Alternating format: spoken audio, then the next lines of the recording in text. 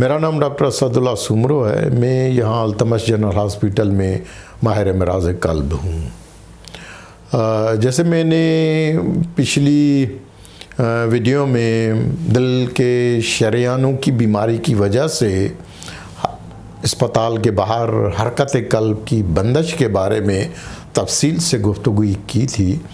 लेकिन उसमें मैंने ये शरेयानों और बिजरीगल का पूरा जो है वो ज़िक्र करके और उसमें ये बताया कि ये जो शरेयानों की बीमारियां हैं, ये 75% जो मरीज़ हैं वो उनमें एथेरोथ्रोम्बोटिक यानी शरेयानों में ब्लॉकेज बंदिश की वजह से जो है वो ये बीमारी होती है।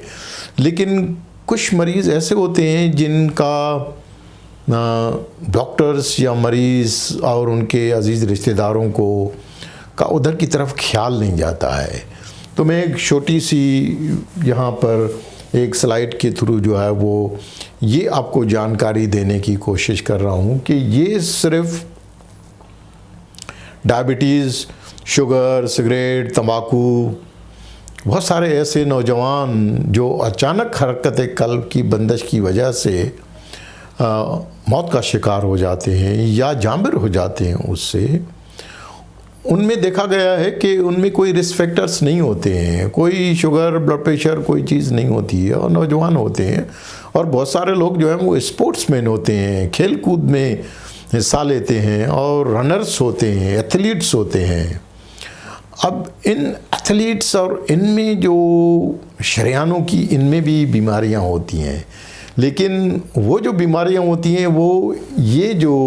खाने पीने वाली बीमारियों से थोड़ी सी मुख्तलिफ होती हैं। तो लिहाजा उसके बारे में भी थोड़ा सा, क्योंकि चुनाचे हमारे मुल्क में इस किस्म के जो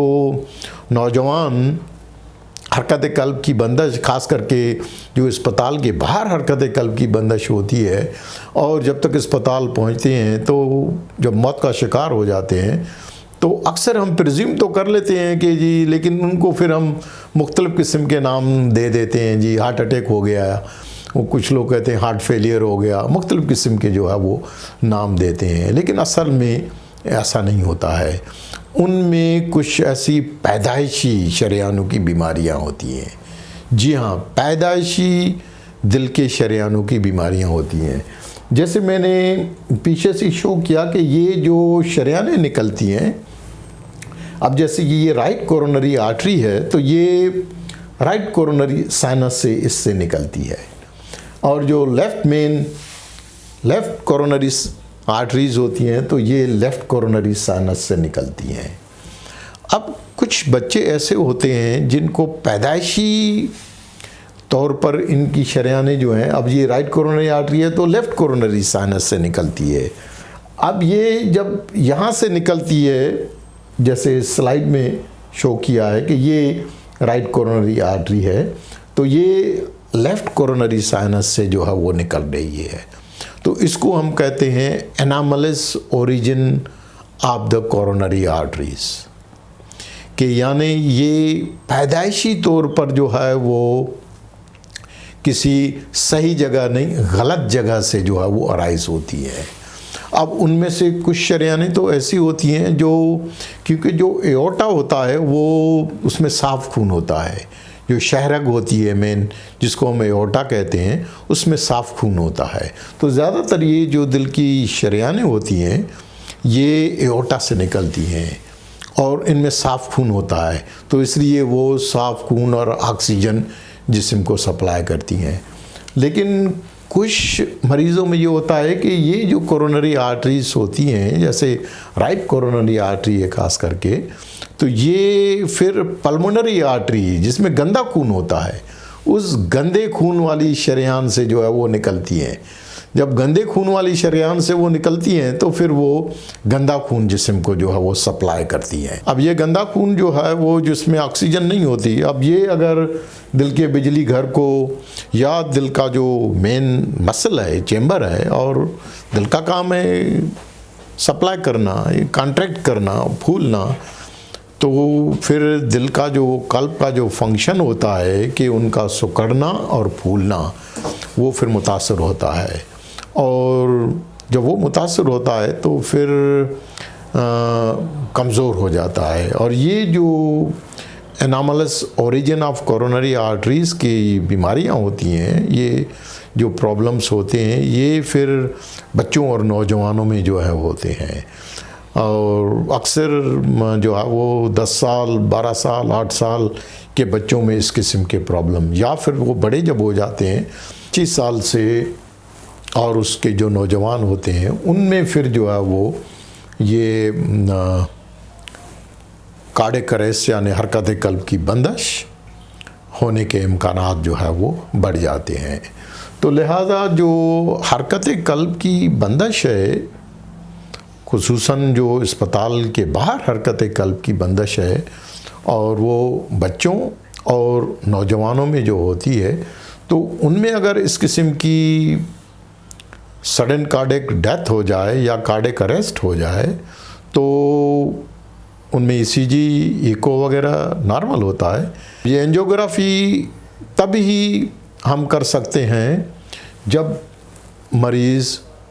ज़िंदा हालत में जो है वो जाबिर पहुंच जाए। जब उसको वहाँ पर जहाँ पर उसको कार्डियक अरेस्ट हुआ है, अगर किसी क्लब में हुआ है खेलते हुए, किसी जो है वो साहिल समंदर पर हुआ है, और या कहीं भागते हुए एक्सरसाइज करते हुए जो जहाँ पर उनको हरकत कल्ब की बंदिश हुई है, जिम का रवाज जो है वो काफ़ी कॉमन है, तो वहाँ पर अगर किसी ने सीपीआर करके शॉक देके उसको अस्पताल पहुँचाया है, तो अक्सर जब उसकी ईसीजी करते हैं और इको करते हैं तो वो नॉर्मल हो सकता है उसमें। अब अगर ईसीजी इको नॉर्मल होता है तो फिर ज़्यादातर डॉक्टर्स समझते हैं कि इनकी एंजियोग्राफी की ज़रूरत नहीं है, लेकिन उसकी ज़रूरत है। ज़रूरत इसलिए है कि एंजियोग्राफी के बगैर ये जो एनामलस ओरिजिन है, अब तो सीटी स्कैन आ गया है तो उसमें बहुत सारी चीज़ें हमें पता चल रही हैं, लेकिन एंजियोग्राफी जो है वो अब भी एक गोल्ड स्टैंडर्ड है। तो सीटी स्कैन और एंजियोग्राफी के ज़रिए जो है वो हम पता कर सकते हैं कि इनकी जो शरेयानें हैं वो पैदाइशी तौर पर किसी गलत जगह से जो है वो अराइज हो रही हैं। तो ये जो एनामलस ओरिजिन होती है, अब ख़ास करके ये जो राइट कोरोनरी आर्टरी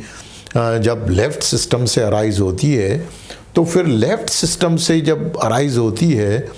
तो ये चुनाचे इंटरवेंट्रिकुलर सेप्टम में जाती है, तो फिर उसका जो कोर्स होता है, तो ये रास्ते में जो है वो ये यहाँ पर पल्मोनरी आर्टरी आपको नज़र आ रही है और ये एओर्टा, तो ये दो मेन शरेयाने हैं। शहरग है कि जो एओर्टा है, एओर्टिक आर्टरी है, ये एक मेन शहरग है। अब मेन शहरग और पल्मोनरी आर्टरी के बीच में अगर ये शरेयान जो है वहाँ से गुज़र के जा रही है, तो फिर होता ये है कि जो स्पोर्ट्समैन्स होते हैं, एक्सरसाइज करने वाले मिलिट्री पर्सनल होते हैं, पुलिस के लोग होते हैं, जो सुबह सुबह जो है वो अदरवाइज़ हेल्दी तंदुरुस्त बिल्कुल होते हैं, लेकिन जब एक्सरसाइज में इनमें देखा गया कि एक्सरसाइज के दौरान जब एक्सरसाइज वो करते हैं तो ये दोनों जो शहरग हैं, एओर्टा है, पल्मोनरी आर्टरी, तो ये थोड़ी फूलती हैं। जब ये फूलती हैं तो फिर ये इस राइट कोरोनरी आर्टरी को दबाती हैं। जब ये इसको दबाती हैं और अगर ज़्यादा दबाएं तो फिर हरकत कल्ब की बंदिश हो के मरीज़ मौत का शिकार हो जाते हैं। तो लिहाजा ये जो anomalous origin of coronary arteries हैं, ये भी एक रेयर काज होता है जिसकी वजह से जो है वो हरकत कल्ब की बंदिश और अचानक मौत नौजवानों में जो है वो कॉमन है। तो लिहाजा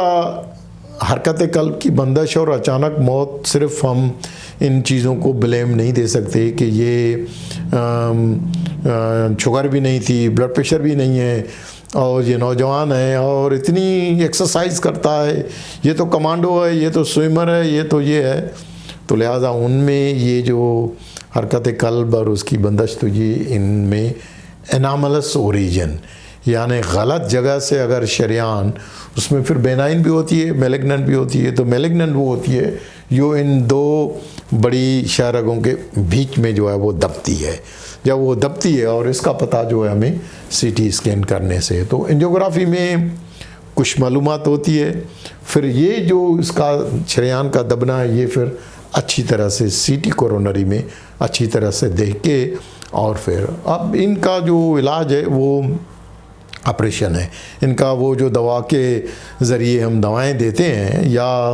हरकत कल्ब की बंदिश के बाद फिर इनमें हार्ट की बैटरी आईसीडी लगाई जाती है। लेकिन आईसीडी से पहले इन मरीज़ों में ये चीज़ जो है वो इस्टाब्लिश करके और इसकी सर्जरी करना जो है वो ज़्यादा बेहतर है बनिस्बत उसके कि उनको दवाओं पर डाल के और उनको देते। बहुत बहुत शुक्रिया।